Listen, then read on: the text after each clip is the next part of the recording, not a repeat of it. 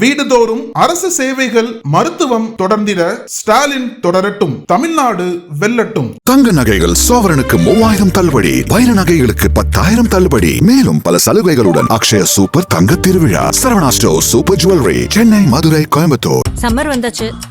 Watts your plan for this holiday? எங்க கிட்ட விட்டுருங்க, நாங்க பாத்துக்கிறோம். GT Holidays, South India's #1 travel brand. நான் சிஎம்மா இருந்தப்பவே உங்களுடைய ஆட்டத்தை எல்லாம் நான் ரெக்கார்ட் பண்ணி வச்சுருக்கேன், உங்களை பற்றின அந்தரங்க விஷயங்கள் என்கிட்ட இருக்குன்னு எதிர்க்கட்சி தலைவர் எடப்பாடி பழனிசாமி சொன்ன விஷயங்கிறது செங்கோட்டையை நோக்கி சொல்லியிருந்தாலும் அதிமுகவில் இருக்கக்கூடிய 2ஆம் கட்ட தலைவர்களை ஆட்டம் காண வச்சிருக்கு. அப்படி என்ன வச்சிருக்காரு எடப்பாடி பழனிசாமி? எதைத்தான் அவர் சிஎம்மாக இருக்கும் பொழுது பறிமுதல் பண்ணி வச்சிருக்காரு, அவரை எதை பாதுகாத்து வச்சிருக்காரு அப்படிங்கிறது குறித்து விரிவாக பேசுவோம். இன்னொரு பக்கம் ராகுல் காந்தியோட பிரச்சாரம் நீண்ட நாட்களாக எதிர்பார்க்கப்பட்ட ஒன்று இன்னைக்கு தமிழ்நாட்டில் நடந்திருக்கு. ஆனாலும் அதில் முதல்வர் கலந்து கொள்ளல. முதல்வரோடு சேர்ந்து பிரச்சாரம் பண்ற மாதிரியான ஒரு வாய்ப்பு இந்த தேர்தலுக்கு 2 கட்சிகளுக்குமே அமையல. அதனுடைய பின்னணிகள் குறித்து விரிவாக பேசிடலாம். Welcome to sensation.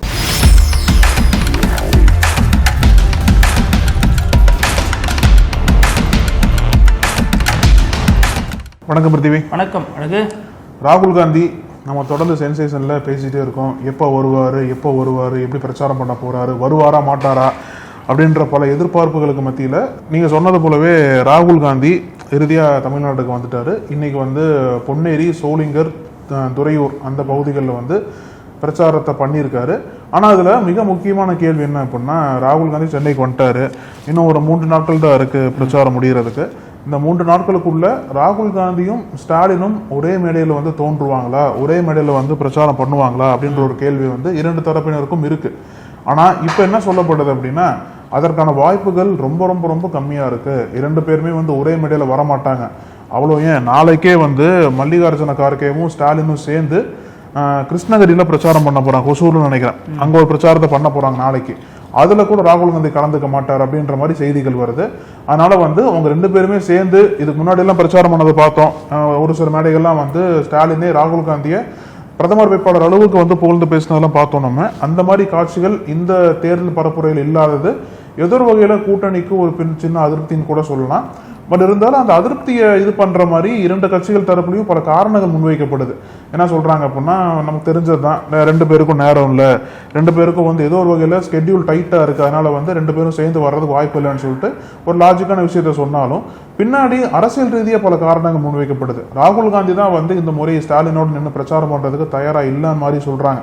ஏன்னா கூட்டணி இந்த ஆட்சி அதிகாரம்லாம் காங்கிரஸ் கட்சி டிமாண்ட் பண்ணாங்க இல்லையா, அது ஆரம்பத்துல திமுக எதிர்த்து பேசிட்டு இருந்தாங்க. அந்த ஒரு எதிர்ப்பு என்பது ராகுல் காந்திக்கு பிடிக்கல அப்படின்ற மாதிரி ஒரு காரணத்தை காட்டி ராகுல் காந்தி இந்த முறை ஸ்டாலினோட சேர்ந்து பிரச்சாரம் பண்றதுக்கு தயாரா இல்லைன்னு சொல்லிட்டு காங்கிரஸ் தரப்பில் இருந்து சில கருத்துக்கள் அந்த மாதிரியும் வெளியில பேசப்படுது. இருந்தாலும் அந்த ஒரு இணைப்பு, அந்த ஒரு சந்திப்பு என்பது தமிழ்நாடு மக்களையும் மிஸ் பண்ண போறாங்கன்னு தான் சொல்லணும். இல்ல, இதுல ரஜினி கமல் கூட சேர்ந்து படம் நடிச்சிடுறாங்க. ராகுலும் ஸ்டாலினும் சேர்ந்து ஒரு மேடையில ஏறுறதுல அவ்வளவு சிக்கலை சந்திக்கிறாங்க. இப்ப நீங்க பாத்தீங்க அப்படின்னா, ராகுல் காந்தி தான் இந்த பிரச்சனைக்கான தொடக்க புள்ளியை வைத்த நபர். இந்த கூட்டணி பேச்சுவார்த்தை தொடங்குறப்பவே இவர் இவரது விசுவாசிகளை பேச விட்டு வேடிக்கை பார்த்தார், விஜய்க்கு ஆதரவாக இருந்தார், பிரவீன் சக்கரவர்த்தி விஜயை போய் சந்திச்சாரு. சரி, இதெல்லாம் பிரச்சனை எல்லாம் முடிஞ்சு கூட்டணி திமுகவோட தான் அப்படின்னு உறுதியானதுக்கு அப்புறமும் கூட ராகுல் காந்தி இதை வரவேற்று பெரிய அளவுல ஒரு ட்வீட் போடல. நான் கூட்டணியோட இணக்கமா இருக்கேன் அப்படின்னு தெரிய வைக்கிற மாதிரி ஒரு பேட்டி கூட தரல. முன்னாடி மாதிரி காம்பவுண்ட் ஏறி குதிச்சு என்னுடைய பிரதருக்கு ஸ்வீட் வாங்கிட்டு வரேன் அப்படின்னு இந்த முறை அவர் பண்ணல. ஏன்னா எந்த வகையிலுமே ராகுலுக்கு இந்த கூட்டணியில விருப்பம் கிடையாது. எங்க எல்லாத்துலயும் பறந்துட்டுல இருக்காங்க, யார் ரோட்ல போறாங்க, ஹெலிகாப்டர்ல போறாங்க, ஃளைட்ல போறாங்க. 21ஆம் தேதியோட பிரச்சாரம் முடியுதுன்னா இன்னைக்கு பாக்குறாரு, கடைசி கட்டத்துல 3 நாளைக்கு முன்னாடி இது எல்லாமே இவர் எந்த அளவுக்கு தமிழ்நாட்டை கடைசி கட்டத்துக்கு தான் வச்சிருக்காரு. கேரளாவுக்கு போனவர், அசாமுக்கு போனவர், இங்க பாண்டிச்சேரிக்கு போனவர் கூட தமிழ்நாட்டு பார்க்க முடியாத அளவுக்கு தான் அவரு இங்க ஒரு விரும்பத்தக்க நிலையில தான் வந்திருக்காரு. நீங்க நல்லா பாத்தீங்கன்னா, ஏப்ரல் 6 பாண்டிச்சேரிக்கு வந்தப்ப தமிழக முதல்வர் பிரச்சாரத்துக்கு போறாரு. அப்பவே 2 பேரும் சேர்ந்து மேடையில ஒன்னா சேர்ந்து பேசுவாங்க, பிரச்சாரம் பண்ணுவாங்க எதிர்பார்க்கப்பட்டுச்சு. அங்கேயே இவங்களால இணைந்து செயல்பட முடியல. திமுக சேர்ந்து பேசுறதுக்கான முன்னெடுப்புகள்லாம் எடுத்தாங்க. ஆனா ராகுல் தரப்புல டைம் இல்லை அப்படின்னு சொல்லிட்டு அவங்க மறுத்தாங்க. இது திமுகவுக்கு, முதல்வர் ஸ்டாலினுக்கு ஒரு பெரிய காயத்தை ஏற்படுத்திடுச்சு. நம்ம எவ்வளவு தூரம் இறங்கி வந்தாலும் இது காங்கிரஸ் தமிழ்நாட்டில் எந்த நிலைமையில இருக்குன்னு தெரிஞ்சும் ராகுலுக்காக தான் நம்ம எவ்வளவு தொகுதிகளை ஒதுக்குறோம், எம்பி சீட்டு கொடுக்குறோம். அவர் விரும்பின எம்பி சீட்டு கடைசி நேரத்தில் சுதாங்கிறவங்களுக்காக நம்ம வந்து கடைசி நேரத்தில் மறுபரிசீலனை பண்ணி நிறைய விஷயங்கள் உதவி இருக்கும். ஆனா அவர் புரிஞ்சுக்கவே மாட்டேங்கிறாரு, பிடிவாதமா இருக்காரு. நீங்க சொன்ன மாதிரி அவர் வந்து அவரே விலகினார், காங்கிரஸோட தேசிய தலைவர் பொறுப்புல இருந்து அவரே விலகினார். இந்த தோல்விக்கு நான் தான் காரணம்னு சொல்லி. அதுக்கப்புறம் நடந்த தேர்தலில் கூட நீங்க தான் அடுத்த பிரதமரா வரணும்னு கூட்டணி கட்சி தலைவர்கள் மட்டும் இல்லாம காங்கிரஸ் தலைவர்களே மறுதளித்த போது கூட, அந்த வார்த்தையை சொல்ல தயங்கின போது கூட ஸ்டாலின் தான் அதை சொல்லி அப்படி நீங்க தான் வரணும்னு சொல்லி உற்சாகப்படுத்தினார். இப்போ இந்த நேரத்தில் தான் இந்த உடன்படிக்கை வந்து இந்த சீட்டு 28+1 அப்படிங்கிறது செல்வ பெருந்தகையால தான் நடந்துடுச்சு அப்படின்னு ராகுலுக்கு ஒரு கோபம். அதனால ராகுல் வந்து செல்வ பெருந்தகை டெல்லிக்கு அழைச்சு அவர்கிட்ட ராஜினாமா கடிதம் எழுதி வாங்கினதாகலாம் ஒரு தகவல் வந்துச்சு. அதன் நீட்சியாகத்தான் செல்வ பெருந்தகை நான் வந்து தேர்தலுக்கு பிறகு நான் பதவியை ராஜினாமா பண்ணுவேன், நான் அதில் இருக்க மாட்டேன் அப்படிங்கிற மாதிரி அவர் தனது ஆதங்கத்தை தெரிவிச்சிருந்தார். இந்த நேரத்தில் இன்னைக்கு வந்திருந்த ஒரு இந்தியா கூட்டணி வேட்பாளர்கள் அப்படின்னு தான் சொல்லி ஆரம்பிச்சார் ராகுல். ரொம்ப நேரமா இந்தியா கூட்டணி வேட்பாளர்களுக்கு வாக்களிங்க அப்படின்னு சொல்லிட்டு தான் கடைசியா அப்புறம் திமுக இந்த மாதிரியான கட்சிகளுக்கு கட்சி பேரை சொல்லி வாக்கு கேட்டார். நீங்க குறிப்பா சொன்னது போல ஒரு பக்கம் அந்த கருத்து நிலவுது என்ன அப்படின்னா, ராகுல் காந்திக்கு தமிழ்நாட்டுக்கு வரது விருப்பம் இல்லை அப்படின்ற ஒரு கருத்து முன்வைக்கப்பட்டாலும் அதுக்கு கவுண்டர் கொடுக்குற மாதிரி காங்கிரஸ்காரர்கள் என்ன சொல்றாங்க அப்படின்னா, அப்படிலாம் எதுவும் கிடையாது, ராகுல் காந்தியோட லோக்சபா ஸ்பீச் கேட்டாலே தெரிஞ்சிடும் நமக்கு. இன்னைக்கு கூட பரப்புரையில் என்ன பேசியிருக்காரு அப்படின்னா, பாஜகவாலையும் சரி, மோடியாலையும் சரி, அமித்ஷாவாலையும் சரி, சிஎம் ஸ்டாலின் வந்து மிரட்டி அடிப்பணி வைக்க முடியாதுன்னு சொல்லிட்டு அவங்களுக்கே தெரியும் அப்படின்ற ஒரு கருத்தை வந்து அனுத்தரமா வச்சிருக்காரு. அது மட்டும் இல்லாம ராகுலாலையும் சரி அப்படின்னு சொல்லியிருந்திருக்கணும். ஆமா, சொல்லியிருந்திருக்கணும். இன்னொன்னு என்ன சொல்றாரு அப்படின்னா, லோக்சபால வந்து நான் தமிழ்நாட்டோட உரிமைகளுக்கு, தமிழ்நாட்டோட மக்களுக்கு நான் ஒரு சிப்பாயா நின்று போராடுவேன், தமிழ்நாட்டு மக்களுக்கு எந்த விதமான பாதிப்பு வந்தாலும் நான் உங்களுக்காக குரல் கொடுப்பேன் அப்படின்றத வந்து இன்னைக்கு பரப்புரையில் ராகுல் காந்தி பதிவு பண்ணியிருக்காரு. இதெல்லாம் கோடிட்டு கட்டு தான் காங்கிரஸ்காரங்க என்ன சொல்றாங்க அப்படின்னா, தமிழ்நாட்டு மக்களுக்கும் ராகுல் காந்திக்கும் நல்ல இணக்கம் என்பது இருக்கு. அந்த இணக்கத்தின் வெளிப்பாடாதான் ராகுல் காந்தி வந்து இந்த அளவுக்கு அன்பு வச்சிருக்கார் தமிழ்நாடு மீது. இருந்தாலும் ஏன் வர முடியல அப்படின்னா, அவர் வெவ்வேறு காரணங்கள் இருந்தது, இன்னும் பல மாநில தேர்தல் இருந்ததுனால வர முடியல.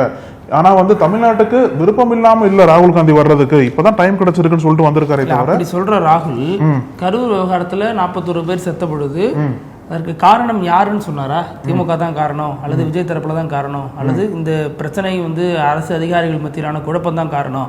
கரூர் எம்பி ஜோதிமணியா இருக்காங்க, காங்கிரஸ்ல இருக்காங்க, இவர் விஜயோட நண்பரா இருக்காரு. அப்ப அதுல ஒரு நியாயமான நிலைப்பாட்டை ராகுல் எடுத்திருக்கணும். நண்பரை கைது செய்யாதீங்க அப்படின்னு முதல்வருக்கு போன் அடிக்க தெரிஞ்ச ராகுல் அந்த 41 குடும்பத்துக்காக என்ன பண்ணாரு, பார்த்தாரா, பேசினாராங்கிறது ஒரு பிரச்சனை வச்சுங்களேன். சரி, அது இருக்கட்டும். இதுல RS பாரதி வந்து இப்போ சொன்னார் இல்லையா, முதல்வருக்கு நேரம் இல்ல, அவருக்கும் நேரம் இல்ல, அவங்க 2 பேருக்கும் சரியான பயண திட்டம் அமையாதனாலதான் ஒரே மேடையில பிரச்சாரம் பண்ண முடியல. இருந்தாலும் எங்களுக்காக தான் அவர் பிரச்சாரம் பண்றாருன்னு பூசி மடுகினார். தேஜஸ்வி யாதவ் முதல்வரோட பிரச்சாரம் பண்றாருங்க, அதுக்கு நேரம் இருக்கு, அதுக்கு எப்படி பயண திட்டம் ஒத்து வருது? அப்ப அது ஏன் ராகுலோட ஒத்து வரல அப்படின்னா, தலைவர்கள் இருவருக்கும் இடையிலேயே இப்ப மனக்கசப்பு வந்துடுச்சு. இதனால் வரைக்கும் களத்துல தொண்டர்களுக்கு அந்த மனக்கசப்பு இருந்துச்சு, அப்புறம் எம்பிகளுக்கு அந்த மனக்கசப்பு இருந்துச்சு. இப்போ நேரடியாக ராகுலுக்கும் ஸ்டாலினுக்கும் அந்த கசப்பு இருக்கு. நீங்க பாருங்க, இந்த பிரச்சனை எல்லாம் தீர்த்து வைக்கணும்னா ஸ்டாலினும் ராகுலும் ஒரே மேடையில தோன்றி பிரதர்னு இவரை சொன்னாலும் சரி, அவர் பிரதர்னு சொன்னாலும் சரி, இந்த பிரச்சனை முடிஞ்சு போயிடும். ஆனா அதை நீட்டிச்சுக்கிட்டே போறதுல ராகுலுடைய பங்கு தான் அதிகமா இருக்கு. அதுதான் களம் உணர்த்துது. இது இப்படியே போனா எங்க நம்மள வந்து திமுக காலி பண்ணிடுவோங்கிற பயத்துல தான் ராகுல் இன்னைக்கு வந்திருக்காரு அப்படிங்கிற செய்திகளையும் அதுவும் சொல்றாங்க. ஏன்னா காங்கிரஸ் வேட்பாளர்கள் என்னதான் 27 பேர் நின்னாலும் மோஸ்ட் ஆஃப் த கேண்டிடேட்ஸ்க்கு வந்து திமுக பேக்கிங்கோட தான் அங்க பிரச்சாரம் பண்றாங்க. திமுக பேக்கிங் அப்படின்னா பணபலத்தை சேர்த்தா நம்ம கவனிச்சாகணும். திமுக தான் உங்களை செலவு பண்றாங்க அப்படின்ற பட்சத்துல இப்பவும் நம்ம வந்து இந்த கூட்டணி கைவிட்டோம், இப்போ ராகுல் காந்தி தமிழ்நாட்டுக்கு வரல அப்படின்னா அந்த காங்கிரஸ் கட்சி வேட்பாளரோட வெற்றிக்கு திமுக உழைக்க மாட்டாங்களோ அப்படின்ற ஒரு சந்தேகத்தோட தான் காங்கிரஸ் கட்சி அணுகுறாங்க. ஆனா இதுல வந்து நீங்க சொன்னீங்களே மனக்கசப்பு அப்படின்றது, அந்த மனக்கசப்பு கூடிய விரைவில் 2 பேருக்கு இடையில முடிவுக்கு வரணும், 2 பேரும் மீண்டும் ஒற்றுமையா வரணும் அப்படின்றத எல்லாத்தோட விருப்பமா இருக்கு. ஏன்னா முடிவுக்கு வருமா, கூட்டணி முடிவுக்கு வருமானு ஒரு இது இருக்கு. பட் ஆனா மனக்கசப்பு முடிவுக்கு வந்தா மட்டும்தான் இப்ப நம்ம தேவை என்ன, இப்ப அந்த நீட் ஆஃப் த ஹார் வந்து பிஜேபிக்கு அகைன்ஸ்டா நம்ம வந்து ஒரு ஒற்றுமையான அரசியலை முன்னெடுத்து பண்ணணும் அப்படின்னா நம்மளுக்குள்ள எந்த மனக்கசப்பு இருக்கக்கூடாதுன்னு சொல்லிட்டு ஃபர்ஸ்ட் காங்கிரஸ் உணரணும். காங்கிரஸ் உணர்ந்தா மட்டும்தான் அவங்க ஒன்றிணைச்சு வருவாங்க. அதுக்கப்புறம் இருக்கக்கூடிய கட்சிகள் எல்லாம் உணர்ந்தா மட்டும்தான் எல்லாருமே சேர்ந்து பிஜேபிக்கு எதிராக அரசியல் பண்ண முடியும். தேர்தல் காலங்கள் மட்டும் இல்லாம கொள்கை அடிப்படையில் அந்த மனக்கசப்பு இருக்கவே கூடாதுன்னு சொல்லிட்டு எல்லாத்தோட எதிர்பார்ப்பாகவும் இருக்கு.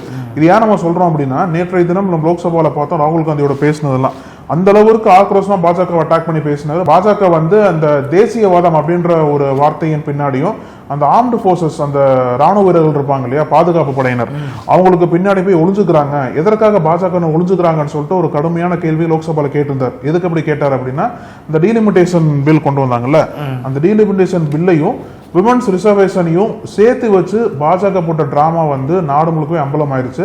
எதற்காக பாஜக இப்படி பண்ணாங்க அப்படின்னு நம்மளுக்கு நல்லாவே தெரியும். அந்த 5 மாநிலங்களில் குறிப்பா வந்து எல்லா தேர்தல்களையுமே வந்து பெண்களோட வாக்குகளை கவர்றதுதான் வந்து எல்லா கட்சிகளுக்கும் முதன்மையா இருக்கப்போ அதுக்காண்டி தான் பெண்களுக்கு அதிக வாக்குறுதிகள் தர்றாங்க, பெண்களுக்கான பல ஸ்கீம்ஸ் எல்லாம் கொண்டு வராங்க எல்லா கட்சிகளும். ஆனா அந்த ஒரு இதை வந்து பாஜக அறுவடை பண்றதுக்காண்டி தான் இத்தனை கட்சிகள் வந்து விமன்ஸ் ரிசர்வேஷன் பில்லுக்கு அகைன்ஸ்டா இருக்காங்க அப்படின்றத காட்டுறதை காட்டி டீலிமிட்டேஷனோட சேர்ந்து அந்த பில்லையும் நம்ம இது பண்ணணும்னு சொல்லிட்டு தான் கொண்டு வந்ததா சொன்னாங்க. ஆனால் என்ன நடந்தது அப்படின்னா விமன்ஸ் ரிசர்வேஷன் பில் அவங்க கொண்டு வரவே கிடையாது, டீலிமிட்டேஷன் தான் கொண்டு வந்தாங்க. டீலிமிட்டேஷன் வரல அப்படின்னா விமன்ஸ் ரிசர்வேஷன் வராது அப்படின்றது நல்லாவே தெரியும் பாஜகவுக்கு. அதனாலதான் எல்லா எதிர்கட்சிகளும் டீலிமிட்டேஷன் தான் எதிர்த்தாங்க. ஆனா பாஜக எப்படி செட் பண்ணாங்க அப்படின்னா பாருங்க எல்லா கட்சிகளும் பெண்களோட ரிசர்வேஷன் எதிர்க்கிறாங்க அப்படின்ட்டு இங்க இருக்கக்கூடிய தேர்தல் நடக்கக்கூடிய மாநிலங்கள் இருக்கக்கூடிய பெண்களோட வாக்குகளை கவர்றது காட்டி நாங்க தான் பெண்களுக்கு ஆதரவா செயல்படுறோம், நாங்க தான் இந்த ரிசர்வேஷனை கொண்டு வந்தோம், ஆனா எதிர்கட்சிகள் டோட்டல் அகைன்ஸ்டா இருக்காங்க அப்படின்ற நரேட்டிவ் செட் பண்றது காட்டி தான் பாஜக ட்ரை பண்ணாங்க. ஆனா இப்ப வந்து அந்த பெண்கள் மசோதா பத்தியே பெருசா யாரும் பேச மாட்டாங்க, அந்த டீலிமிட்டேஷன் பத்தி தான் பேச்சுவார்த்தை அதிகமா போயிட்டு இருக்கு. அதனால இதுல ஏதோ ஒரு வகையில பாஜகவோட திட்டம் என்பது தோற்கடிக்கப்பட்டது, வீழ்த்தப்பட்டதுன்னு தான் சொல்லணும். இதுல நீங்க சொன்ன மாதிரி மகளிர் மசோதா அது வந்து முக்கியமான காரணம் தமிழ்நாடு வெஸ்ட் பெங்காலை குறி வச்சு தான் வருது அப்படின்னும் நம்ம ஆல்ரெடி அதை பத்தி பேசியிருந்தோம். டீலிமிட்டேஷன் இதெல்லாம் இந்த பிரச்சனை ஏன் இங்க வருது அப்படின்னா தமிழ்நாட்டை பொறுத்த வரைக்கும் மகளிர் வாக்குகள் பெரும்பாலும் முன்னாள் முதலமைச்சர் ஜெயலலிதாவுக்கு சாதகமாக தான் கடந்த காலங்களில் இருக்கும் அப்படிங்கிறத பார்த்தோம். இந்த 5 ஆண்டுகள்ல இந்த வாக்குகள் எல்லாமே முதல்வர் ஸ்டாலினை நோக்கி வந்திருக்கு. அதற்கு காரணமா விடியல் பேருந்து பயணமா இருக்கலாம், அது மாதம் 1000 ரூபாய், அப்புறம் 2000 ரூபாய்க்கு இப்ப கொடுக்க போறதா இருக்கலாம், இப்ப 8000 ரூபாய் வீட்டு கூப்பனா இருக்கலாம், அப்புறம் இடையில 5000 ரூபாய் ஒரு திடீர்னு போட்டு விட்டா சர்ப்ரைஸான அந்த அமௌண்டா இருக்கலாம்.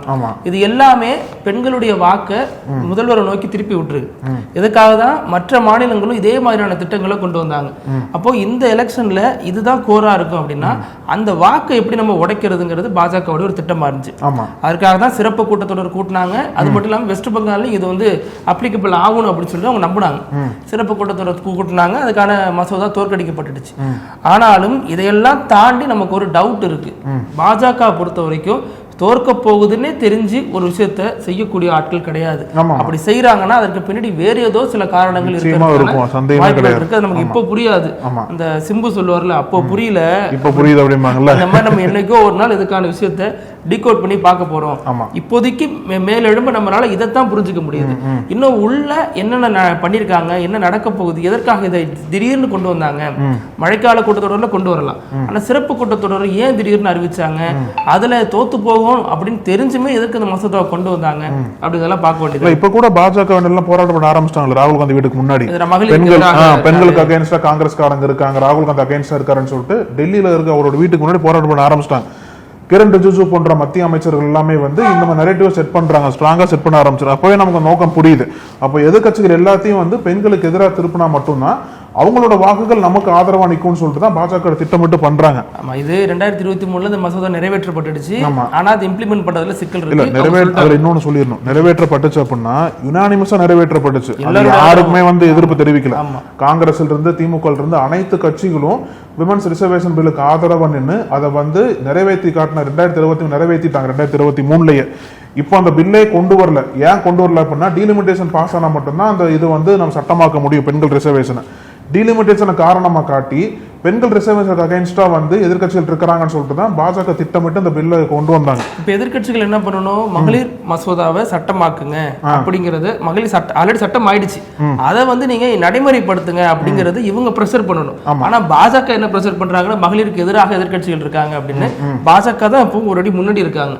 அவங்களை எதிர்க்கக்கூடிய இந்தியா கூட்டணிங்கிறது எப்பவுமே ஒரு அடி பின்னாடி தான் இருக்கு அப்படிங்கறது இந்த நிலவரம் நமக்கு உணர்த்துது. இப்போ நீங்க சொன்னீங்களே எதிர்கட்சிகள் வந்து இந்த ஒரு விமன்ஸ் ரிசர்வேஷன் மசோதா பத்தி பேசணும்னு சொன்னீங்க இல்லையா, அது தொடர்பாக இன்னைக்கு திமுக எம்பி வில்சன் இருக்கார்ல, அவர் ஒரு நோட்டீஸ் கொடுத்திருக்காரு போல, தனிநபர் மசோதா நோட்டீஸ். அதுல வந்து இந்த மசோதா தொடர்பான ஒரு நோட்டீஸ் தான் வந்து எம்பி வில்சன் வந்து ராஜ்யசபால கொடுத்திருக்காரு போல. மேபி இந்த கூட்டத்தொடரிலே நோட்டீஸ் மீது விவாதம் நடத்தப்படலாம் அப்படின்ற செய்தி வருது. நம்ம இதுல இன்னொரு கோணம் இருக்கு. மதுரை எம்பி வெங்கடேசன் வந்து ஒரு விஷயத்த சொன்னார். இப்ப நாங்கெல்லாம் இங்க வந்து பேசிட்டு இருக்கோம் உங்கள்கிட்ட இந்த மசோதாவுக்கு தொடர்பாக ஆதரவாக எதிர்ப்பாக நாங்க பேசிட்டு இருக்கோம். ஆனா முக்கியமான இணை அமைச்சராக இருக்கக்கூடிய எல் முருகன் அங்க வந்து வாக்கு சேகரிச்சுட்டு இருக்காரு எங்க ஊர்ல.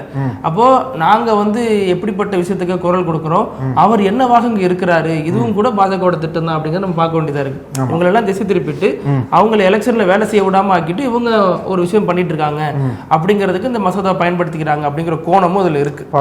அடுத்து நம்ம பார்த்தோம் அப்படின்னா எடப்பாடி பழனிசாமிக்கு என்னதான் ஆச்சு அப்படிங்கிற மாதிரி தான் இருக்கு. ரொம்ப தனிப்பட்ட முறையில் இறங்கி பிரச்சாரம் பண்றாரு. முதல்வர் குறித்த விமர்சனம், துணை முதல்வர் குறித்த விமர்சனங்கிறத தாண்டி இன்னைக்கு தனது கட்சியில முன்னணி தலகத்தரா இருந்த செங்கோட்டையனுக்கு எதிராகவே இன்னைக்கு மிக கடுமையா பேசியிருக்காரு. அதுவும் கோபிச்செட்டிப்பாளையத்துல வந்து எடப்பாடிக்கு இது ஒரு பெரிய டாஸ்க்னு தான் சொல்லணும், பெரிய சேலஞ்ச். அந்த தொகுதியை தக்க வச்சுக்கணும் அப்படின்றது வந்து செங்கோட்டையனை வீழ்த்தியே ஆகணும் அப்படின்றதுக்காண்டி எடப்பாடி பழனிசாமி அந்த மாதிரி பல கடுமையான வார்த்தைகளை பயன்படுத்தி செங்கோட்டையனுக்கு எதிராக பிரச்சாரம் பண்றதை பார்த்துட்டு இருக்கோம். செங்கோட்டையன் தாவேகா சார்பாக கோபிச்செட்டிப்பாளையத்தை போட்டி போடுறாரு.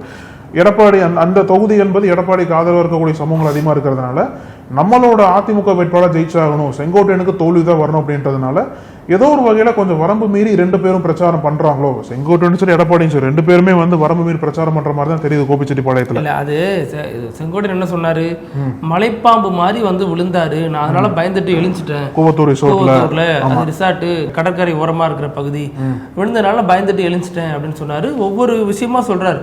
ஓபிஎஸ்க்கு துரோகம் பண்ணாரு, டிடிவிக்கு துரோகம் பண்ணாரு, மாதிரி ஒரு சசிகலாவுக்கு எதிராக நின்னாரு, அவங்க நீங்க யாரு எங்களை வந்து சொன்னதுன்னு கேட்டாரு, ஆனா அவங்க தான் பொறுப்பு கொடுத்தாங்க அப்படின்னு அது பட்டியல் போட்டாரா. இது எடப்பாடி பழனிசாமி சூடேத்திருச்சு. அதற்கு அவர் வந்து என்ன சொல்றாருன்னா, உலகத்துல யாராவது எந்த மனைவி மகளாவது தனது அப்பாவோ கணவரோ நல்லா இருக்கக்கூடாதுன்னு நினைப்பாங்களா? ஆனா இவருக்கு மட்டும் இவரது மனைவியும் மகனும் வந்து புகார் கொடுத்தாங்க ஜெயலலிதா கிட்ட. அதனால இவரு அவங்க புகார் கொடுத்துட்டு படி இறங்குறதுக்குள்ள இவங்களை பதவி விட்டு நீக்கினாங்க ஜெயலலிதா அப்படின்னாங்க அப்படின்னு இவர் சொல்றாரு. அப்படின்னா இவர் ஏன் பொறுப்பு கொடுத்தாரு? அவங்க தவறானவங்க அப்படின்னா ஜெயலலிதா நீக்கிருக்காங்க அப்படிங்கிறது உண்மையா இருந்தா இவர் ஏன் பொறுப்பு கொடுக்கணும்? அமைச்சராக எடப்பாடி பழனிசாமி செங்கோட்டையன் அமைச்சரா இருந்தார்ல. ஆமா, அதுதான் சொல்றாரு. அது நான் பண்ண பெரிய தவறுங்கிறாரு. அதுவும் இல்லாம அவங்க என்ன சொல்றாருன்னா, பதவியை உருவிட்டு விட்டுட்டாங்க அம்மா, ஜெயலலிதாவுக்கு விசுவாசமா இருந்தா பதவி எடுப்பாங்களா அப்படிங்கிறாரு. இதே கேள்வியை முன்னாடியே செங்கோட்டையன்ட்ட கேட்கப்பட்டுச்சு. அவர் அதிமுகல இருந்து பிரிய போகிற அந்த ஹிட்டான நாட்கள்ல கேட்கப்பட்டப்ப அவர் சொன்னாரு, 2009 அவர் பதவி பிடுங்கினாங்க உங்களுக்கு தெரியுமா அப்படின்னு அவர் கேட்டார். இன்னும் அவருக்கு அதற்கு எடப்பாடி பழனிசாமி பதில் சொல்லல. ஏன்னா அவங்கள்ட்ட விசுவாசமா இருந்தா பதவியை பிடுங்க மாட்டாங்க அப்படின்னா இவர் பதவியை ஏன் எடுத்தாங்க? செங்கோட்டையன் சொல்றதோட பின்னணி என்னன்னு எடப்பாடி விளக்கி இருக்கணும்ல. அதுவும் இல்ல. இப்ப இப்பேற்பட்ட ஆளை அமைச்சராக்கணும் நான் பண்ண தவறுங்கிறாரு. அதோட விட்டுருந்தாருன்னா சாதாரண விஷயமா போயிருக்கும். அடுத்தவர் என்ன சொல்றாரு, இவர் உளவாளியா இருக்கிறாருன்னு தெரியும், கட்சியை உடைக்கிறதுக்கு செயல்படுற பொழுதே நான் அவரை பத்தின டேட்டாவெல்லாம் கலெக்ட் பண்ணிட்டேன். இவரை மட்டும் சொல்லல, ரொம்ப தெளிவா சொல்றாரு. நான் முதலமைச்சரா இருக்கும் போதே யார் யாரெல்லாம் என்னென்ன பண்ணீங்கன்னு எல்லாத்தையும் நான் வச்சிருக்கேன் அப்படிங்கிறாரு. இப்பவும் இல்ல, அதுக்கு முன்னாடி உள்ளதை நான் வச்சிருக்கேங்கிறாரு. அப்ப ஜெயலலிதா ஆட்சி காலத்துல இருந்ததையும் அவங்க சேகரிச்சிருந்த அமைச்சர்கள் குறித்தான தகவல்களையும் இவர் எடுத்து வச்சிருக்காரு. அப்ப உங்களுக்கு ஒரு விஷயம் நினைவுக்கு வரலாம், கொடநாட்டுல இந்த தகவல் தான் இருக்கு. இதை எடுக்கிறதுக்காக தான் இந்த திருட்டு சம்பவம் நடந்துச்சு, இந்த கொலை சம்பவம் நடந்துச்சுன்னு படிச்சிருந்தோம். கடந்த காலங்களில் இந்த மாதிரி சம்பவங்கள் நடந்துச்சு. ஸோ இப்போ நம்ம அதோட இதை கனெக்ட் பண்ண வேண்டியதா இருக்கு. ஏன்னா இவர் நிகழ்காலத்தை மட்டும் சொல்லல, இவர் சிஎம்மா இருக்கிறத தாண்டி அதற்கு முந்தைய காலத்துல இருந்தது என்கிட்ட இருக்குங்கிறாரு. அப்போ அவங்கள பத்தின தவறான விஷயங்களை வச்சுக்கிட்டு பொது வழியில டிவியில விட்டுருவேன் மிரட்டுவேன் அப்படிங்கிறது ஒரு எதிர்கட்சி தலைவருக்கு அழகா அப்படிங்கிற கேள்வி வருது. 9 தடவை 10 தடவை நின்று இவர் என்ன செஞ்சு கிழிச்சாரு கோபி தொகுதிக்குன்னு கேட்கிறாரு. 9 தடவை 10 தடவை அதிமுக தான் நின்னாரு. அப்ப ஒன்னும் செய்யல அதிமுக ஆட்சியில இவரே ஒத்துக்கிறாரா? அதிமுக ஆட்சி அவர் சொல்றாரு 100 நாள் ஜெயிலுக்கு போயிட்டு வந்தாங்கிறாரு. 100 நாள் ஜெயிலுக்கு போயிட்டு வந்து இந்த பழைய சம்பந்த ஒருத்தருக்கு ஏன் அதிமுக ஆட்சியில இடம் கொடுத்தாங்க, ஏன் அவரை அமைச்சராக்குனாங்கன்னு ஒரு கேள்வி வருது இல்ல. ஆமா, இல்ல எடப்பாடி பழனிசாமி சொல்றது வந்து கொஞ்சம் வினோதமாக தான் தெரியுது. ஏன்னா நீங்கள் சொன்னது போல் கொஞ்சம் ஏதோ ஒரு வகையில் லைனை கிராஸ் பண்ணிட்டாரோ அப்படின்ற ஒரு விமர்சனம் இருக்கு. ஏன்னா கோபிச்செட்டிப்பாளையம் தொகுதி என்பது நீங்கள் அவங்களோட ஆம்பிஷனில் இருக்கலாம், ஜெயிச்சே ஆகணுன்ற மாதிரி இருக்கலாம். ஆனால் நீங்கள் வந்து என்ன, அதாவது அமைச்சர்களுக்கு மிரட்டல் விடுற மாதிரி இருக்கு முன்னாள் அமைச்சர்களுக்கு. அப்போ நம்மளை பற்றி எடப்பாடி தான் வச்சிருப்பாரோ தோணுங்க. ஆமா, ஒரு இடத்துல 4 பேர் இருக்காங்க. எனக்கு என்ன டவுட் அப்படின்னா இவரை பத்தி யாருன்னா வச்சிருந்தா என்ன பண்ணுவாரு? அடுத்து செங்கோட்டையன் சொல்லுவார், பேட்டி கொடுக்கல, பேட்டியில சொல்லுவார் அந்த மாதிரி. இதுல இன்னொரு கோணமும் இருக்கு. செங்கோட்டையன் அவர் வெளிப்படையா சொன்னாரு, நான் பாஜகவால இயக்கப்பட்டேன் அப்படின்னாரு. பாஜக மூலமாக தான் அவர் கட்சியை விட்டு வெளில வந்தாரு. அப்ப கட்சியை உடைச்சது யாரு? பாஜக. இவரை வெளியேற்றினது பாஜக.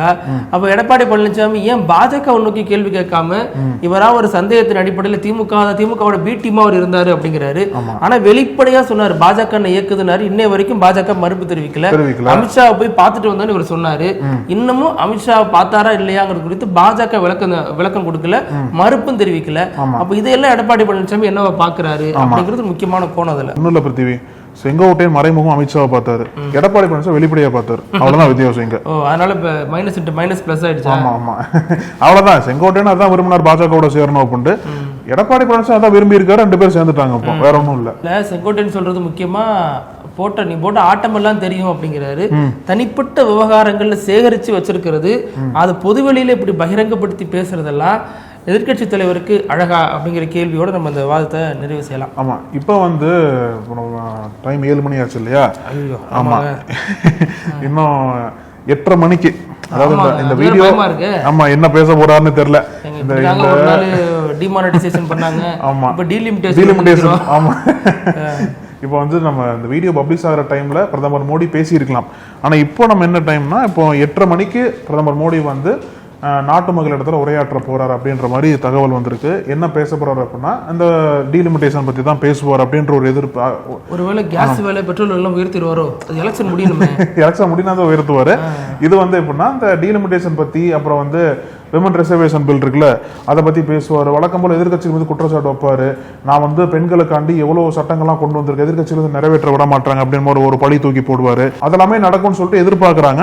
ஆனா இந்த சஸ்பென்ஸ் மட்டும் இருந்துட்டே இருக்கு. 8:30 மணிக்கு ஒரு என்னதான் பேச போறாரு அப்படின்ட்டு. மேபி வீடியோ பப்ளிஷ் ஆகிற டைம்ல வியூவர்ஸ் நீங்களும் வந்து ஒரு பேச்சை கேட்டிருக்கலாம். என்ன சர்ப்ரைஸ் பண்ண போறாரு, என்ன சஸ்பென்ஸ் வர போறாருன்னு தெரியல. நாளை தினம் மீண்டும் அவர் தமிழ்நாட்டுக்கு வர போறாரு. அமித்ஷாவும் தமிழ்நாட்டுக்கு வர போறாரு போல. ஸோ இறுதிக்கட்ட பிரச்சாரம் என்பது பாஜக கொஞ்சம் தீவிரமா எடுத்துட்டு போறாங்க. இருந்தாலும் 8:30 மணிக்கு மோடியோட ஸ்பீச்ல என்ன இருக்க போகுது அப்படின்றது நாடு முழுக்க ஒரு விவாதம் எழுந்திருக்குன்னு தான் சொல்லணும். இப்போ நம்ம வீடியோவோட இறுதி பகுதி வினோத செய்தி. அதாவது நம்ம இப்போ சம்மர்ல இருக்கோம் இல்லையா, இன்னும் வரக்கூடிய நாட்கள்ல வெப்பம் இன்னும் அதிகரிக்கும்ன்ற மாதிரி பல எச்சரிக்கைகள்லாம் கொடுக்குறாங்க. ஏற்கனவே தாங்க முடியல இங்க அடிக்கிற வெயிலுக்கு. இப்போ யூஸ்வலாகவே வந்து பெங்களூர் சிட்டி இருக்குல்ல, பெங்களூர் சிட்டி வந்து என்னதான் வெயில் அடித்தாலும் அங்கே வந்து அவ்வளோ வெயில் தெரியாது, கொஞ்சம் ப்ளசண்ட்டாக அமைதியாக இருக்கும் அப்படின்ற மாதிரி சொல்லுவாங்க. ஏன்னா அங்கே வந்து நிறைய மரங்கள் அதிகமாக இருக்குது, பார்க்ஸ் அதிகமாக இருக்குது. அந்த மாதிரி அங்கே இருக்கக்கூடிய மக்கள்லாம் வந்து அந்த அளவுக்கு வெயில் இருக்காது, கொஞ்சம் குளிராக தான் இருக்குன்ற மாதிரி நிறைய மக்கள் சொல்லுவாங்க. சொல்லுங்க, ப்ளசண்ட்டாக இருக்குன்னு சொல்றீங்களே, இல்லை எவ்வளோ டிராஃபிக் சொல்ல, இந்த கிளைமேட் ப்ளசண்ட்டாக இருக்குன்னு சொல்கிறேன், மாடரேட்டாக இருக்குன்னு சொல்கிறேன். ஆனால் இப்போ என்ன இருக்கு அப்படின்னா, பெங்களூர் மக்களாலே நம்ப முடியல இந்த அளவுக்கு சூடாக இருக்கு கிளைமேட் அப்படின்ட்டு. ஏன்னா ஒரு பெண்மணி வந்து இன்ஸ்டாகிராமில் ஒரு வீடியோ ஒன்று போட்டிருக்காங்க. அதில் என்ன அப்படின்னா, அந்த குழந்தை யூஸ் பண்ணுற கிரையான்ஸ் இருக்கும்ல, கிரையான்ஸ் வந்து மிளகு தானே, அந்த கிரையான்ஸே வந்து அடிக்கிற வெயில்ல உருகி போகுதான். அவ்வளோ ஹீட்டா வெயில் அடிக்கிறது போல பெங்களூர் முழுக்கவே. ஆமா, கொண்டு வந்தனே போயிரும் போல் இருக்கு. அந்த அளவுக்கு தான். என்ன கமெண்ட் சொல்றாங்க அப்படின்னா, இனிமேல் பெங்களூர் மக்கள்லாம் வெறும் ரோட்லயே வந்து கூட மாம்லெட் போட்டு சாப்பிடலாம், அந்த அளவுக்கு வந்து ஹீட் ரொம்ப அதிகமா போயிட்டு இருக்கு அப்படின்ற ஒரு அச்சத்தையும், அது கொஞ்சம் ஹியூமரஸாவும் சில பேர் கமெண்ட் பண்ணிட்டு இருக்காங்க. இங்க இருக்கிறவங்களா, எங்களுக்கு ஒரு பிரச்சனைனா நான் உங்கள்கிட்ட வருவோம், உங்களுக்கே ஒரு பிரச்சனை எங்க போறதுங்கிற மாதிரி தான் இந்த விவகாரம் ஆயிடுச்சு. ஆமா, பேசுவோம். இதே மாதிரி நாளைக்கும் பல செய்திகளோட சந்திக்கலாம். அழகு, நன்றி. தொடர்ந்து பேசலாம் பத்தி. நன்றி. நக்கீரன் டிவிக்கு சப்ஸ்கிரைப் செய்யுங்கள். உங்கள் ஆதரவே எங்கள் பலம். ஆசிரியர்களுக்கு நண்பனாகவும் மாணவர்களுக்கு ஆசானாகவும் திகழும் தேர்வு வழிகாட்டி. ஒவ்வொரு பாடத்திற்கும் அனுபவமிக்க ஆசிரியர்களின் துல்லியமான தெளிவான விடைகள். CNC இருக்கு, தேர்வு பயம் எதற்கு? இது தீரன் பப்ளிஷிங் ஹவுஸ் விற்பனை வெளியீடு.